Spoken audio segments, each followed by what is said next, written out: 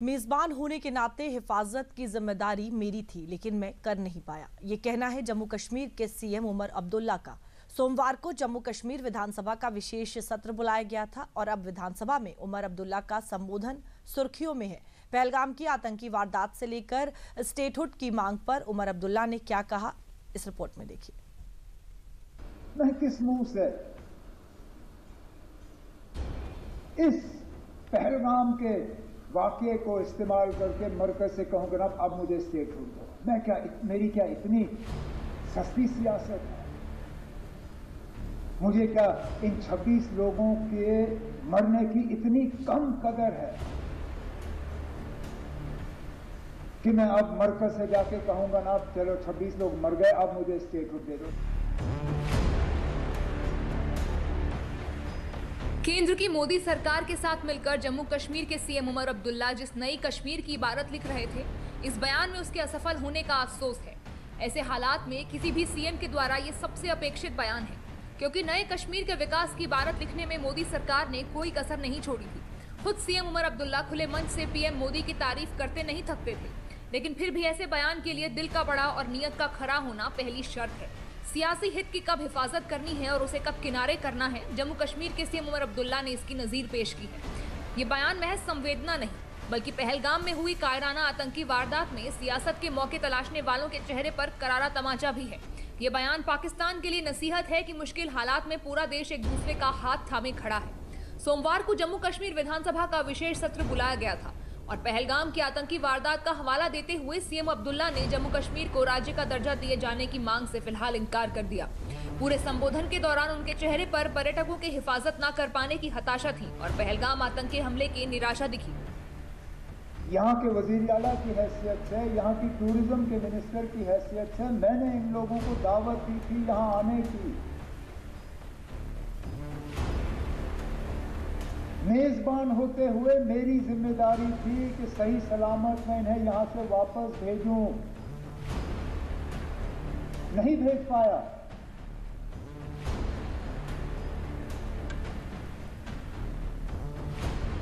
और माफी मांगने के अल्फाज नहीं थे।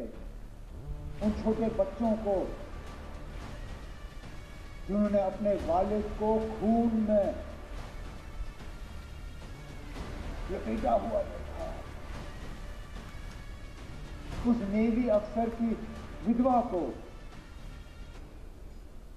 जिनको शादी हुए ही चंद दिन हुए थे, वे कहा हमारा कसूर क्या था? हम पहली मर्तबा कश्मीर आए थे छुट्टी मनाने के लिए और इस छुट्टी का जिंदगी भर अब हमें खमियाजा भुगतना पड़ेगा। क्या यह हमारी इजाजत से हुआ? हम में से कोई इस हमले के साथ नहीं है। इस हमले ने हमें अंदर से खोखला किया। पहलगाम में हुई कायराना आतंकी वारदात के बाद जम्मू कश्मीर विधानसभा का ये एक दिवसीय विशेष सत्र बुलाया गया था, जहां पहलगाम हमले में मारे गए पर्यटकों को श्रद्धांजलि दी गई। साथ ही हमले के खिलाफ निंदा प्रस्ताव पारित किया गया। पहलगाम हमले को कश्मीरियत पर हमला बताया गया। हालांकि पहलगाम हमले के बाद एक नए कश्मीर की झलक भी देखने को मिली, जिसका जिक्र खुद उमर अब्दुल्ला ने विधानसभा में किया। खराबी में कहीं ना कहीं हमें कोई रोशनी की किरण ढूंढने की कोशिश करनी चाहिए।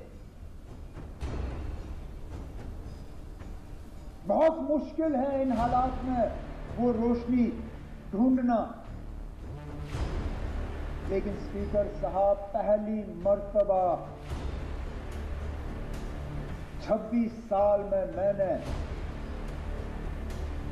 जम्मू कश्मीर में किसी हमले के बाद लोगों को इस तरह बाहर आते हुए नहीं देखा। कठुआ से लेके कुपवारा तक शायद ही कोई शहर या गांव ऐसा जहां लोगों ने बाहर आके इस हमले की मजम्मत नहीं की।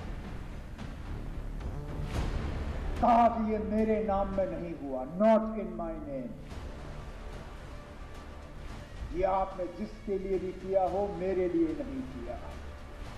बात जम्मू कश्मीर में सुरक्षा की हो तो वहां की सरकार का संवेदनशील होना सबसे अहम है और जम्मू कश्मीर के सीएम उमर अब्दुल्ला ने वो संवेदनशीलता दिखाई भी है।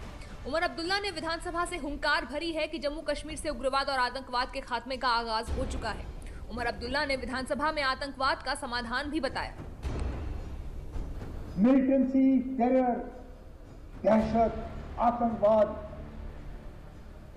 इसका खात्मा तब होगा जब लोग हमारे साथ होंगे और ये स्पीकर साहब उस मौके की शुरुआत है। अगर कि हम इस मौके पर एहतियात से कदम जो है लें, हमारे तरफ से कोई ऐसा कदम नहीं उठना चाहिए जिससे कि हम लोगों को अपने से दूर करें। हम बंदूक के जरिए मिलिटेंसी को कंट्रोल कर सकते हैं, उसको खत्म नहीं कर सकते। खत्म तब होगा जब लोग हमारे साथ होंगे और आज लगता है कि लोग अब वहां तक पहुंच रहे हैं। जम्मू कश्मीर के सीएम का सकारात्मक रुख आतंकवाद के खिलाफ केंद्र सरकार के मिशन को और ताकत देगा। पहलगाम के गुनहगारों का हिसाब होकर रहेगा। जम्मू कश्मीर नेशनल कॉन्फ्रेंस के अध्यक्ष फारूक अब्दुल्ला ने भी पाकिस्तान को नसीहत और चेतावनी दी है। जबरदस्त अफसोस है हमें कि हमारा पड़ोसी आज भी नहीं समझता कि उसने इंसानियत का कत्ल किया है। अगर वो ये समझता है, इससे हम लोग पाकिस्तान में चले जाएंगे। उनकी इस गलतफहमी को दूर करना चाहिए। हम जब 47 में उनके साथ नहीं गए, आज क्यों जाएंगे? हमने टू नेशन थ्योरी तब पानी में फेंक दी थी और हम टू नेशन थ्योरी को आज भी मानने के लिए तैयार नहीं। हिंदू, मुसलमान, सिख, ईसाई जो भी हैं, हम सब एक हैं। पैदा करने वाला वो है जिस नाम से आप चाहते हैं उसका नाम ले लीजिए। जो ये समझते हैं कि हमें वो इससे कमजोर कर देंगे, हम इससे कमजोर नहीं, हम इससे मजबूत हो रहे हैं और उनको अच्छा जवाब देंगे। जवाब मिलेगा और जवाब ऐसा मिलेगा कि आतंक के आकाओं की जमीन हिल जाएगी, क्योंकि बीते एक दशक में कश्मीर की सियासत का रुख भी बदला है और सियासतदारों का रवैया भी। लिहाजा आतंकवाद के खिलाफ लड़ाई में भारत पहले से अब कहीं ज्यादा बेहतर स्थिति में है।